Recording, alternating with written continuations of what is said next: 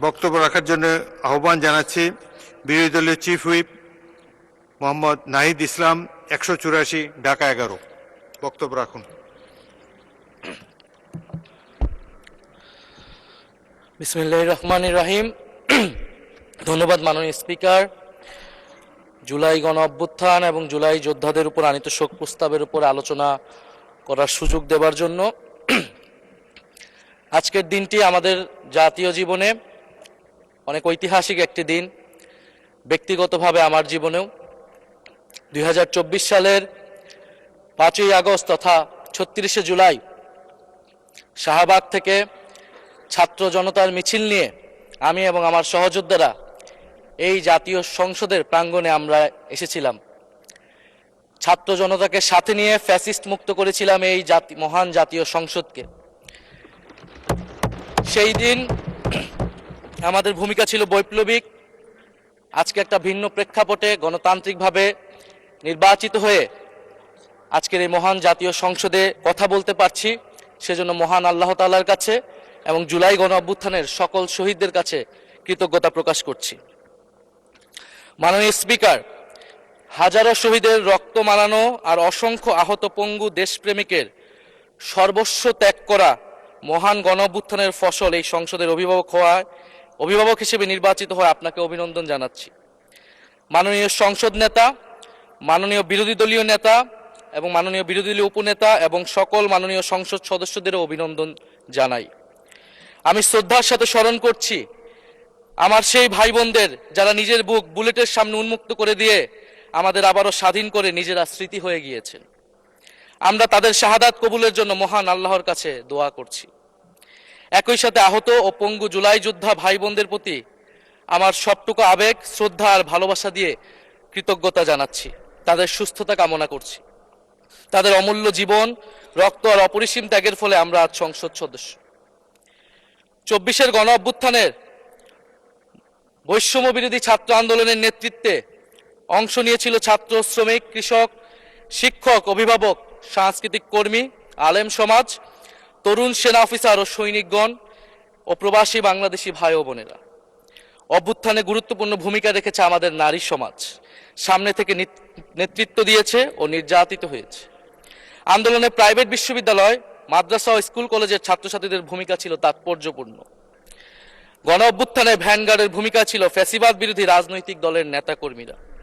স্মরণ করছি ছাত্রদল, ছাত্র শিবির, ছাত্র শক্তি, ছাত্র অধিকার পরিষদ এবং বিভিন্ন ইসলামপন্থী ও বামপন্থী ছাত্রকর্মীদের যারা সাহসিকতার সাথে লড়াই করেছিল বৈষম্য বিরোধী ছাত্র আন্দোলনে। মাননীয় স্পিকার, 24 মানে কেবল 24 না, এর পিছনে রয়েছে বিশাল প্রেক্ষাপট। আমি স্মরণ করছি 47-এর আজাদির লড়াই, 71-এর মহান মুক্তিযুদ্ধ এবং 24-এর ছাত্র জনতার গণ অভ্যুত্থান এবং সকল জাতীয় শহীদকে। এ সকল ঐতিহাসিক জাতীয় সংগ্রামের ধারাবাহিকতায় আজকের বাংলাদেশ গৌরব নিয়ে দাঁড়িয়ে আছে। স্মরণ করছি পিলখানা হত্যাকাণ্ডের শহীদ, শাপলা হত্যাকাণ্ডের শহীদ, মোদী বিরোধী হত্যাকাণ্ডের শহীদ, ফ্যাসিস্ট আমলে গুম হওয়া ব্যক্তিদের স্মরণ করছি। 18 সালের কোটা সংস্কার আন্দোলন ও নিরাপদ সড়ক আন্দোলনে ছাত্র কিশোরদের অকুতোভয় সাহসকে স্মরণ করছি।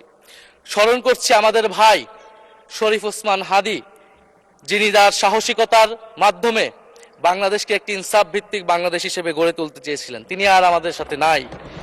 আমরা ওসমান হাদি ভাইকে স্মরণ করছি। শহীদ আবরার ফাহাদ ও শহীদ ফেলানী খাতুনকে স্মরণ করছি, যারা ভারতীয় আধিপত্যবাদের বিরুদ্ধে লড়াই করে বাংলাদেশকে আজকের এই জায়গায় নিয়ে এসেছে। 24-এর ছাত্র জনতার গণ অভ্যুত্থানে মাঠের নেতৃত্বের একেবারে সামনে থাকার কারণে আজকের দিনটি আমার জন্য একই সাথে আবেগের, কষ্টের ও আনন্দের। আমাদের সংগ্রামের সাথী শহীদ আবু সাইদ, শহীদ মুগ্ধ, শহীদ ওয়াসিম, 4 বছরের শিশু আহাদ, 6 বছরের শিশু রিয়া গোপ সহ প্রায় 150 শিশু শহীদ। মাননীয় স্পিকার, পুলিশের এপিসি থেকে ফেলে দেওয়া শহীদ ইয়ামিন, সাভারের আশুলিয়ায় ভ্যানের উপরে জীবন্ত অবস্থায় আগুনে পুড়িয়ে মারা কিশোর শহীদ সজল সহ অগণিত মানুষের স্মৃতি আমাকে প্রচন্ডভাবে নাড়া দিচ্ছে। মাননীয় স্পিকার,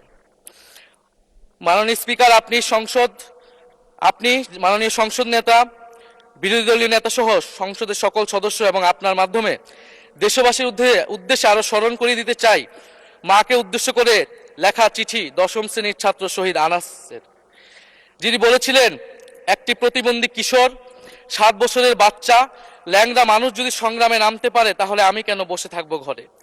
একদিন তো মরতেই হবে, তাই মৃত্যুর ভয় করে স্বার্থপরের মতো ঘরে বসে না থেকে সংগ্রামে নেমে গুলি খেয়ে বীরের মতো মৃত্যু অধিক শ্রেষ্ঠ। যে অন্যের জন্য নিজের জীবন বিলিয়ে দেয় সেই প্রকৃত মানুষ। আমি যদি বেঁচে না ফিরি তবে কষ্ট পেও না, গর্বিত হয়েও জীবনের প্রতিটি ভুলের জন্য ক্ষমা চাই। আনাস তার মাকে এই চিঠি লিখে রাস্তায় নেমে গিয়েছিলেন, শহীদ হয়েছিলেন মাননীয় স্পিকার, যাদের আত্মত্যাগের কারণে আজকে আমরা এখানে বসে কথা বলতে পারছি। মাননীয় স্পিকার, জুলাই গণঅভ্যুত্থানের সাথে জড়িয়ে আছে দেশনেত্রী বেগম খালেদা জিয়ার সংগ্রাম ও তার আত্মত্যাগ।